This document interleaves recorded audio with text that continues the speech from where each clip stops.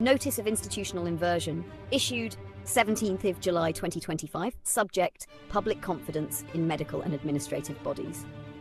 This notice is issued in good faith for public record and for the benefit of all institutions currently operating under the assumption of public trust.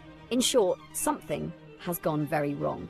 We now live in a society where a significant number of medical professionals, trained, licensed, and employed under public health banners, made biological decisions on behalf of millions, not based on long-term safety data, but on the televised guidance of a man like Matt Hancock.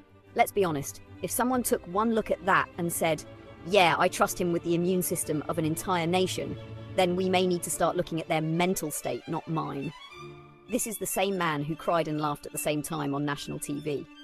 The same man who did "I'm a celebrity, get me out of here" during an inquiry into a public health crisis. And this is who the medical class followed without question. That isn't science. That's faith-based compliance with a cartoon minister. Meanwhile, when members of the public, people who did question it or who noticed that something felt off, try to raise concerns, the response is not curiosity, but psychiatry. Offer a calm observation? Get offered a clipboard visit, express worry about widespread harm? Get assessed instead of addressed.